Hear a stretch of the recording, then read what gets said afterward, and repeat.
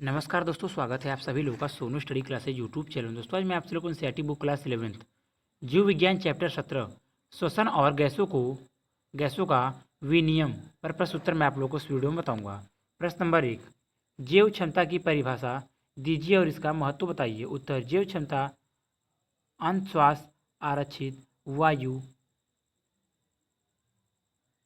प्रवाही वायु तथा उच्छ्वास आरक्षित वायु का योग 3000 प्लस 500 प्लस 1100 बराबर 4600 मिली फेफड़ों की जैव क्षमता होती है। यह वायु की वह कुल मात्रा होती है जिसे हम पहले पूरी चेष्टा द्वारा फेफड़ों में भरकर पूरी चेष्टा द्वारा शरीर से बाहर निकाल सकते हैं। जिस व्यक्ति की जैव क्षमता जितनी अधिक होती है उसे शरीर की जैविक क्रियाएं के लिए उतनी ही अधिक ऊर्जा प्राप्त होती है। खिलाड़ियों, पर्वतारोही, तैराक आदि की जैव क्षमता अधिक होती है।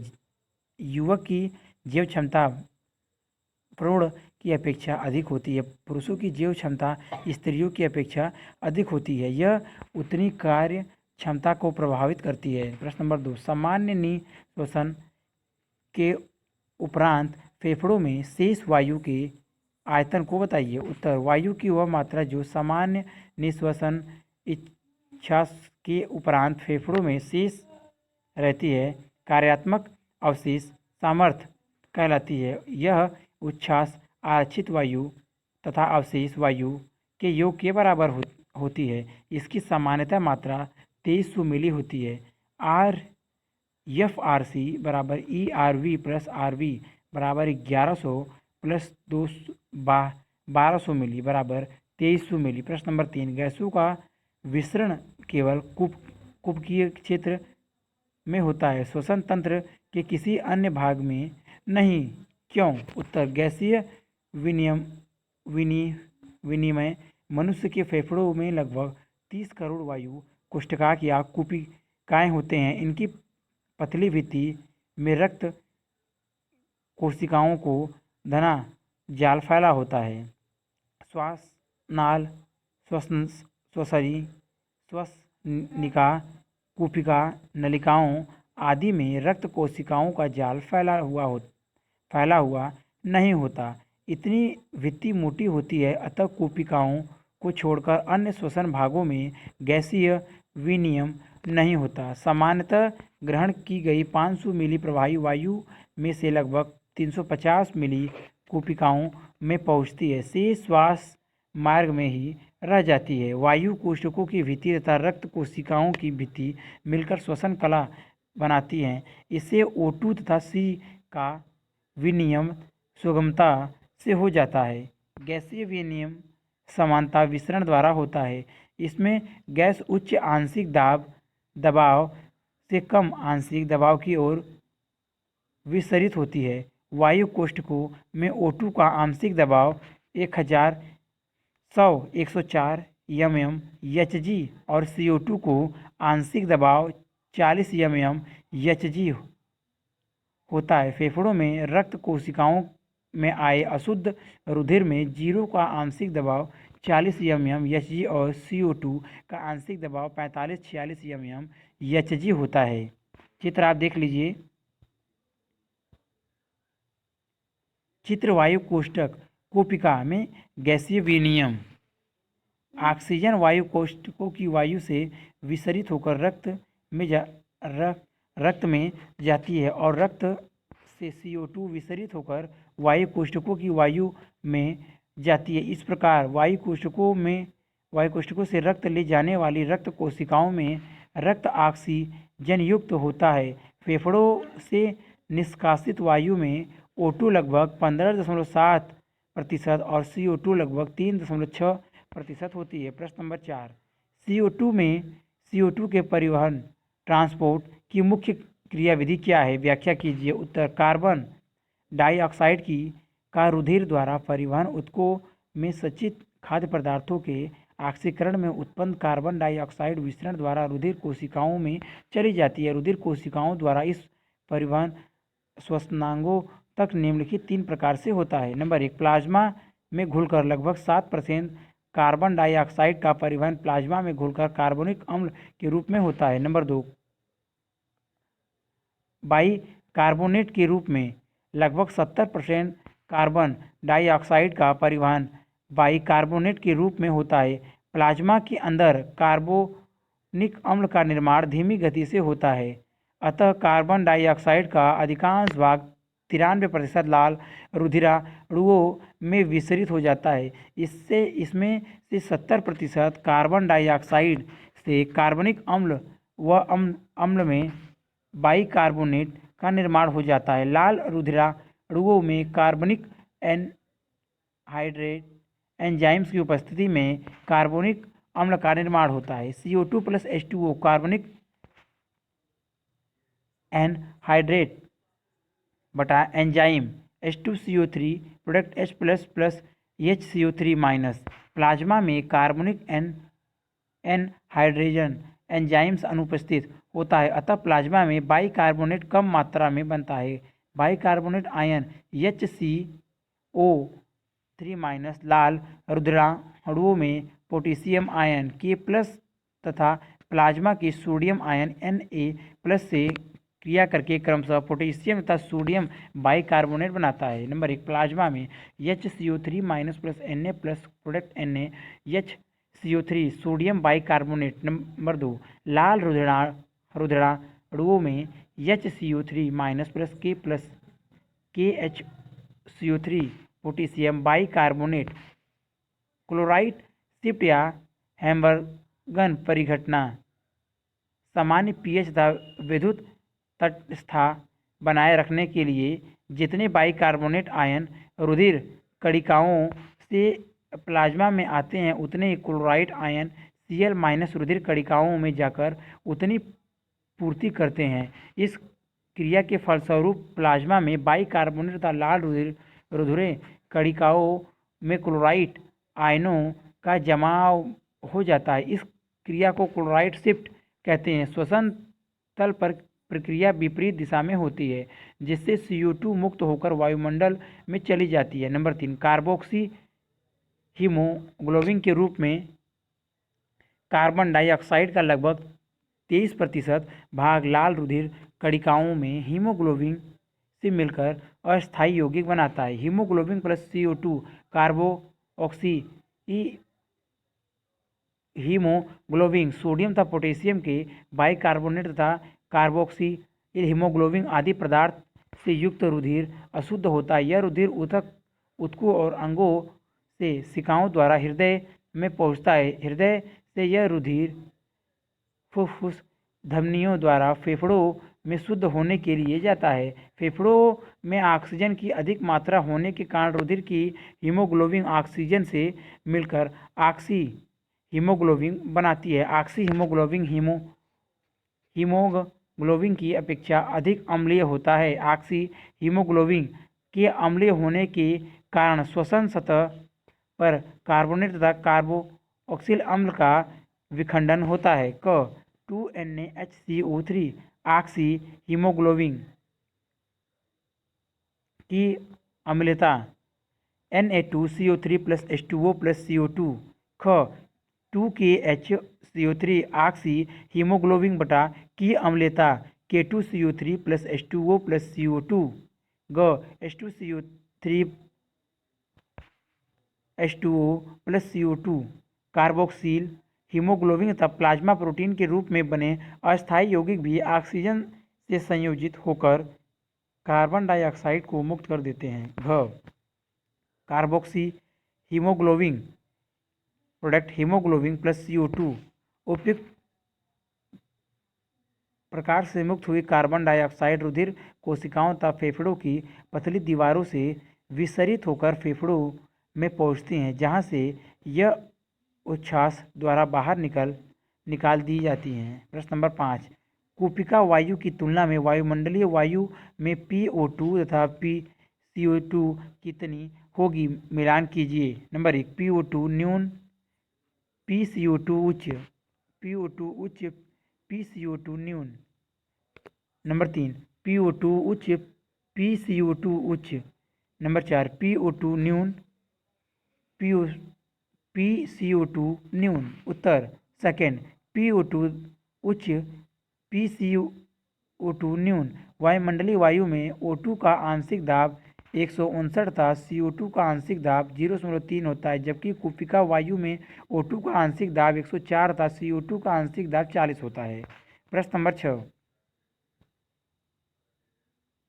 सामान्य स्थिति में अंत श्वसन प्रक्रिया की व्याख्या कीजिए। उत्तर, सामान्य श्वासोच्छ्वास या श्वसन अनैच्छिक होता है। इसमें पसलियों की गति की भूमिका 25% और डायफ्राम की भूमिका 75% होती है। अंत श्वास या प्रश्वसन, सामान्य स्थिति में अंत श्वास में गुमा डायफ्राम पेशियों में संकुचन के कारण चपटा सा हो जाता है।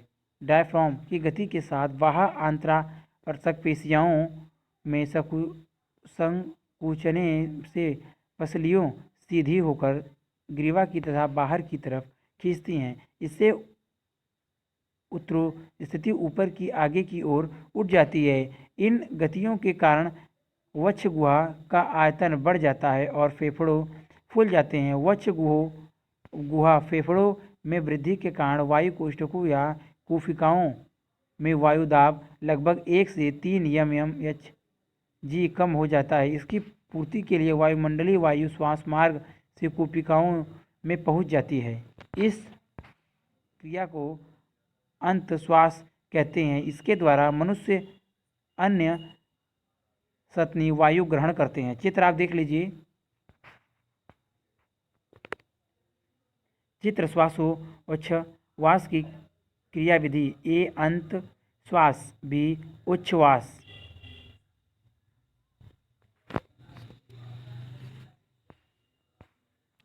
प्रश्न नंबर 7, श्वसन का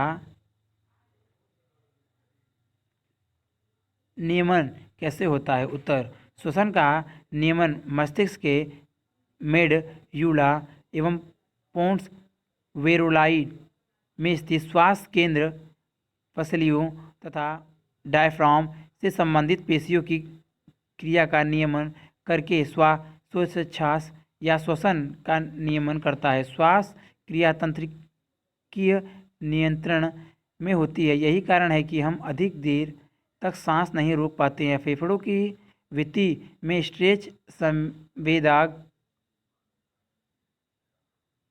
होते हैं। फेफड़ों में आवश्यकता से अधिक फूल जाने पर वे संवेदक पुनर्निवेश के अंतर्गत निःश्वसन को तुरंत रोकने के लिए हेरिंगबुएर रिफ्लेक्स चाप की स्थापना करके श्वास केंद्र को उद्दीपित करते हैं, जिससे श्वास दर बढ़ जाती है। यह नियंत्रण प्रतिवर्ती क्रिया के अंतर्गत होता है। शरीर के अंत वातावरण में CO2 की सांद्रता के कम या अधिक हो जाने से श्वास केंद्र स्वतः उद्दीपित होकर श्वास दर को बढ़ाता या घटाता रहता है। O2 की अधिकता कैरोटिको सिस्टेमिक चाप में उपस्थित सूक्ष्म रासायनिक संवेदकों को प्रभावित करती है। यह संवेदक श्वास केंद्र को प्रेरित करके श्वास दर को घटा या बढ़ा देते हैं। प्रश्न नंबर 8,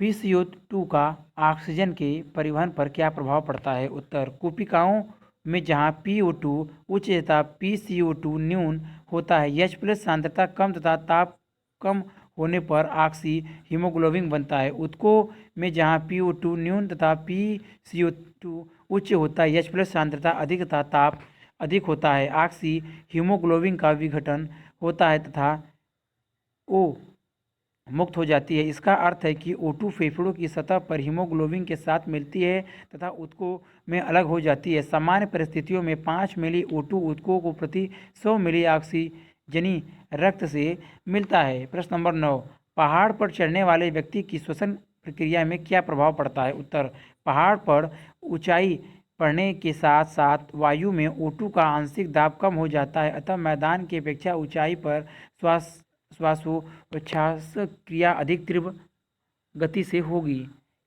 इसके निम्नलिखित कारण होते हैं। नंबर 1, रुधिर में घुली हुई ऑक्सीजन का आंशिक दाब कम हो जाता है। O2 रक्त में सुगमता से विसरित होती है, अतः शरीर में ऑक्सीजन परिसरण कम हो जाता है। इसके फलस्वरूप सिरदर्द तथा उल्टी, वमन का अभाव होता है। नंबर 2, अधिक ऊंचाई पर वायु में ऑक्सीजन की मात्रा अपेक्षाकृत कम होती है, अतः वायु से अधिक O2 प्राप्त करने के लिए श्वासोच्छ्वास क्रिया तीव्र हो जाती है। नंबर 3, कुछ दिनों तक ऊंचाई पर रहने से रुधिर में लाल रुधिराणु की संख्या बढ़ जाती है और श्वास क्रिया सामान्य हो जाती है। प्रश्न नंबर 10, कीटों में श्वास क्रियाविधि कैसे होती है? उत्तर, कीटों में श्वास क्रियाविधि, कीटों में श्वासन हेतु टेक्रिया पाए जाती हैं। कीटों के शरीर में टेक्रिया का जाल फैला होता है। टेक्रियो पारदर्शी शाखा में चमकीली नलिकाएं होती हैं। यह श्वास रंध्रों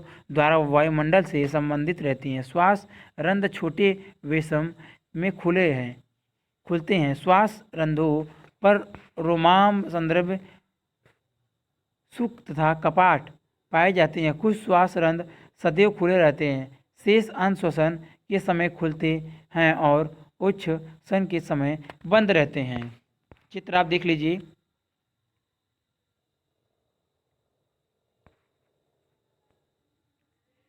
चित्र कीट में टेकिया जाल।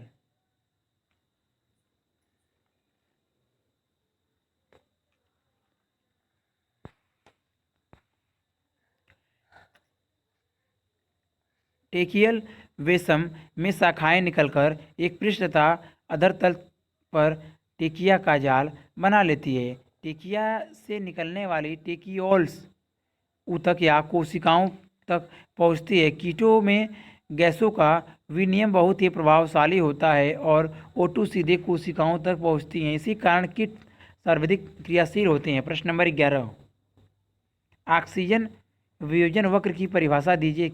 क्या आप इसकी सिग्मा आकृति का कोई कारण बता सकते हैं? उत्तर, ऑक्सीजन वियोजन वक्र हीमोग्लोबिन द्वारा ऑक्सीजन ग्रहण करने की क्षमता ऑक्सीजन के आंशिक दबाव अर्थात PO2 पर निर्भर करती है। हीमोग्लोबिन की वह प्रतिशत मात्रा जो ऑक्सीजन ग्रहण करती है, इसकी प्रतिशत संतृप्त कहलाती है। जैसे फेफड़ों में रक्त के ऑक्सीजनीकृत होने पर O2 का आंशिक दबाव PO2 लगभग 97 mmHg होता है।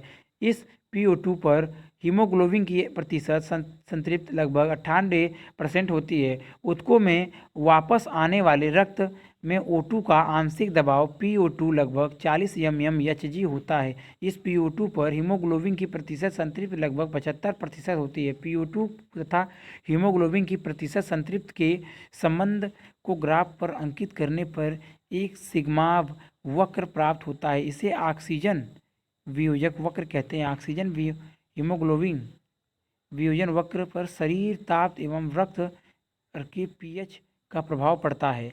ताप के बढ़ने या pH कम होने पर यह वक्र दाहिनी ओर खिसकता है। इससे विपरीत ताप के कम होने या pH के अधिक होने पर ऑक्सीजन हीमोग्लोबिन वक्र बाईं ओर खिसकता है। रक्त में CO2 की मात्रा बढ़ने या इसका pH घटने H- आयन की संख्या बढ़ने से पर O2 की प्रति हीमोग्लोबिन की आकर्षण शक्ति कम हो जाती है। इसी को बोहर प्रभाव कहते हैं। यह क्रिया ऊतकों की होती है। इस प्रकार बोहर प्रभाव का योगदान हीमोग्लोबिन को फेफड़ों से ऊतकों तक ऑक्सीजन के परिवहन को प्रोत्साहित करता है। चित्र आप देख लीजिए। चित्र ऑक्सीजन हीमोग्लोबिन वियोजन वक्र का ग्राफीय चित्रण।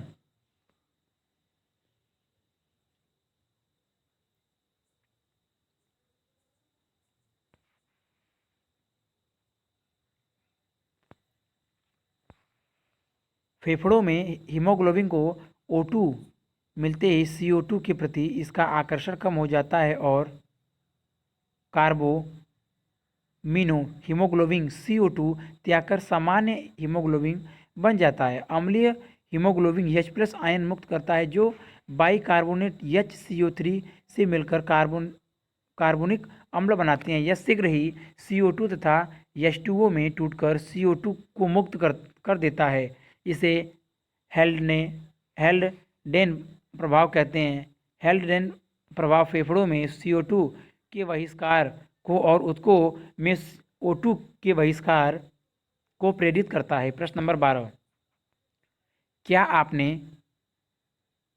अवऑक्सीयता, हाइपोऑक्सिया, न्यून ऑक्सीजन के बारे में सुना है? इस संबंध में जानकारी प्राप्त करने की कोशिश कीजिए व साथियों के बीच चर्चा कीजिए। उत्तर, अवऑक्सीयता इस स्थिति का संबंध शरीर की कोशिकाओं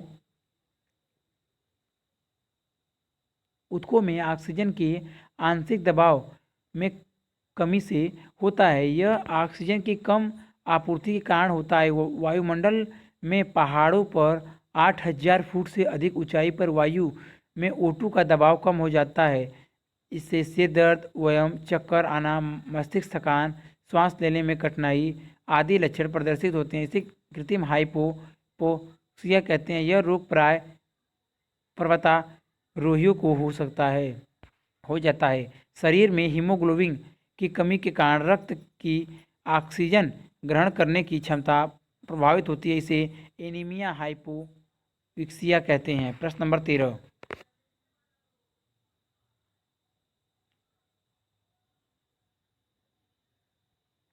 निम्न के बीच अंतर करें। क IRV, ERV। ख अंत श्वसन क्षमता की निःश्वसन क्षमता। ग जैव क्षमता तथा फेफड़ों की कुल धारिता। उत्तर, क IRV व ERV में अंतर। नंबर 1, IRV अंत श्वसन सुरक्षित आयतन वायु आयतन की वह अतिरिक्त मात्रा है जो एक व्यक्ति बलपूर्वक अंत श्वसित कर सकता है। यह औसतन 2500 मिली से 3000 मिली होती है। नंबर 2, ERV निःश्वसन सुरक्षित आयतन वायु आयतन की वह अतिरिक्त मात्रा है जो एक व्यक्ति बलपूर्वक निःश्वसित कर सकता है। यह औसतन 1000 मिली से 1100 मिली होता है। ख अंत श्वसन क्षमता व निःश्वसन क्षमता में अंतर। नंबर 1, अंत श्वसन क्षमता सामान्यतः निःश्वसन उपरांत वायु की कुल मात्रा आयतन जिसे एक व्यक्ति अंत श्वासित कर सकता है। इसमें ज्वारीय आयतन तथा अंत श्वसन सुरक्षित आयतन सम्मिलित होते हैं। TV + IRV। नंबर 2, निःश्वसन क्षमता सामान्यतः अंत श्वसन उपरांत वायु की कुल मात्रा आयतन जिसे एक व्यक्ति निःश्वासित कर सकता है। इससे ज्वारीय आयतन और निःश्वसन सुरक्षित आयतन सम्मिलित होते हैं। TV + ERV। ग जैव क्षमता तथा फेफड़ों की कुल धारिता में अंतर। नंबर 1, जैव क्षमता बलपूर्वक निःश्वसन के बाद वायु की वह अधिकतम मात्रा जो एक व्यक्ति अंत श्वासित कर सकता है अथवा वायु की वह अधिकतम मात्रा जो एक व्यक्ति बलपूर्वक अंत श्वसन के पश्चात निःश्वासित कर सकता है। नंबर 2,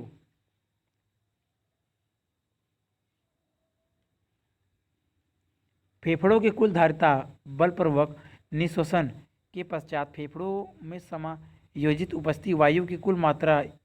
इसमें RV, ERV, TV तथा IRV सम्मिलित है, यानी जैव क्षमता प्लस अवशिष्ट आयतन VC + RV। प्रश्न नंबर 14, ज्वारीय आयतन क्या है? एक स्वस्थ मनुष्य के लिए 1 घंटे की ज्वारीय आयतन लगभग मात्रा को आकलित करें। उत्तर, नंबर 1, ज्वारीय आयतन सामान्य श्वसन क्रिया के समय प्रति अंत श्वसित या निःश्वसित ये वायु का आयतन ज्वारीय आयतन कहलाता है। यह लगभग 500 मिली होता है, अर्थात स्वस्थ मनुष्य लगभग 6000 से 8000 मिली वायु प्रति मिनट की दर से अंत श्वसित निःश्वसित कर सकता है। अगर वीडियो अच्छी लगी तो वीडियो को लाइक करें, शेयर करें, कमेंट करें और नेक्स्ट वीडियो के लिए चैनल को सब्सक्राइब जरूर करें। Thank you for watching.